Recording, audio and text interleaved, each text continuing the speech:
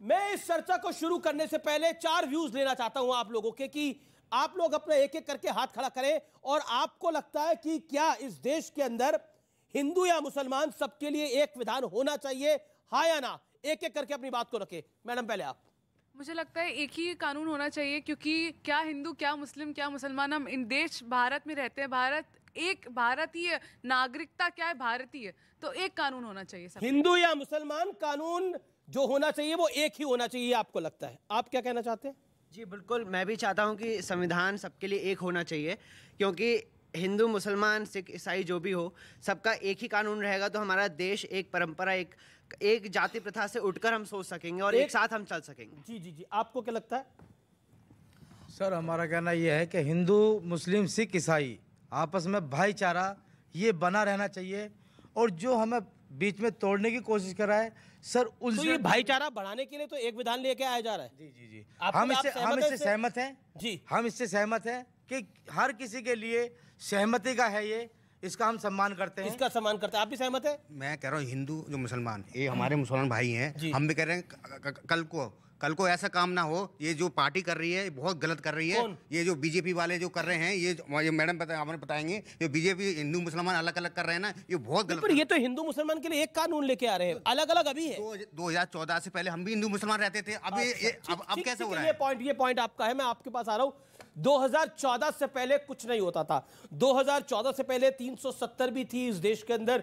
2014 से पहले सब कुछ था इस देश के अंदर, लेकिन 2014 के बाद समाप्त क्यों हो रही है ये चीजें? मैं इस चर्चा को शुरू करता हूं और शुरुआत शादाब चौहान आपसे करता हूं 50 सेकंड के अंदर। क्या आपको लगता है कि 2014 के बाद से शुरू हो रहा है, या आपको लगता है यूनिफॉर्म सिविल कोड इस देश की अब जरूरत है?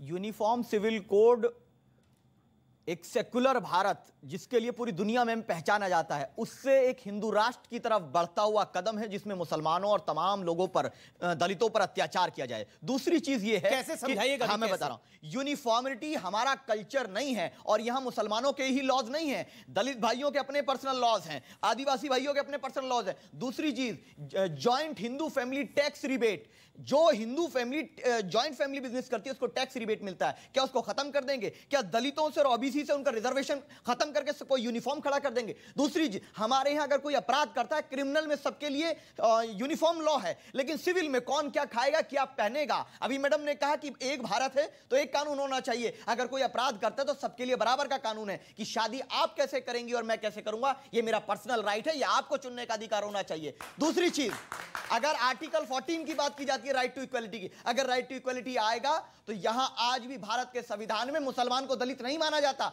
ईसाई को दलित नहीं माना जाता। उस जो बदलाव है, जो भेदभाव है, उसके खिलाफ कितने लोग आवाज उठाएंगे? आपके कई इंपॉर्टेंट पॉइंट है, लेकिन आप कहते हैं कि देश सेकुलर होना चाहिए, कानून धर्म के हिसाब से होने चाहिए। सुबुही खान, मैं आपके पास आता चाहता हूं, मैं फिर उसके बाद पॉलिटिकल चर्चा को आगे बढ़ाऊंगा।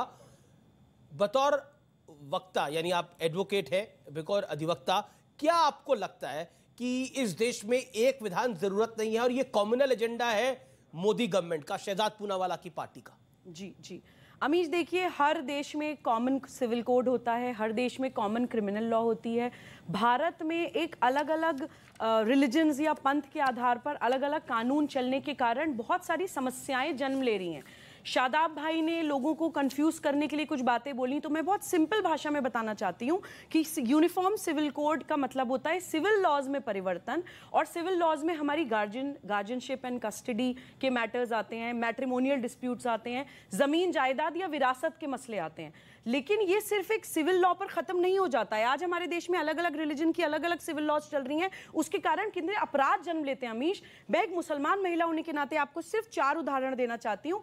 हैदराबाद में आज भी अरब से आके 80-80 साल के शेख 12-12 साल की बच्चियों के साथ शादी करते हैं मिस्यार मैरिज के नाम पर। हमारे देश की क्रिमिनल एक्ट पॉक्सो एक्ट का वायलेशन करते हैं, दुष्कर्म करते हैं माइनर बच्चियों के साथ। ट्रिपल तलाक आप दे देते थे, आप डोमेस्टिक वायलेंस एक्ट का वायलेशन करते हैं। हलाला आप करते हैं, आप एक कमोडिटी की तरह मुसलमान महिला को आपस में एक्सचेंज करते हैं पुरुष, आप रेप करते हैं एक महिला का उसकी छत के नीचे अपनी पर्सनल लॉस के नाम पर। वक्फ एक्ट चल रही है अमीश, देश की लाखों प्रॉपर्टीज वक्फ के नाम पर वक्फ माफिया अपने कब्जे में करी हुए, जो मुसलमान टाइम लिमिट को फॉलो करिए। देखिए फिर उसके बाद मुझे आखिर में सरकार के पास आना पड़ेगा, सरकार के नुमाइंदे के पास, यानी रूलिंग पार्टी के नुमाइंदे के पास रिएक्शन लेने के लिए। तस्लीम रहमानी, यूनिफॉर्म सिविल कोड ऐसा तो नहीं है कि दुनिया के किसी हिस्से में नहीं है, दुनिया के अधिकतर हिस्सों में है uniform civil code.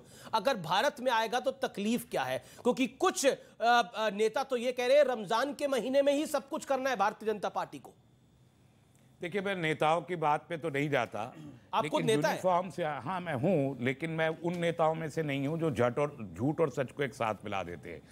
Uniform civil code की बहस इस देश में कॉन्स्टिट्यूएंट असेंबली की में ही हुई थी उसी वक्त 1946 में, और बहुत ही तवील बहस हुई थी, 3-4 दिन कंटिन्यूअस हुई थी, और नेहरू और अंबेडकर के बीच बहुत बड़े इख्तलाफ थे, और उस वक्त यूनिफॉर्म सिविल एक्ट को कॉन्स्टिट्यूएंट असेंबली ने रिजेक्ट कर दिया था। और बाबा साहब ने क्या कहा था? बाबा साहब ने क्या कहा था? मैंने कहा कि नेहरू और बाबा साहब के बीच बहस हुई थी, तो जो कहा था आपने कोट कर दिया है।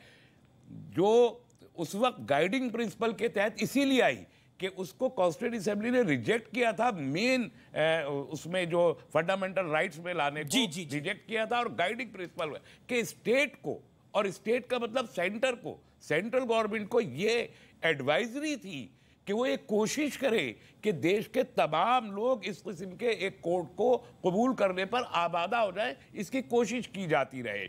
अब पिछले 75 साल में वो कोशिश कितनी की गई है, ये जवाब सरकारों को देना चाहिए। कम से कम 12 कोशिश की गई है।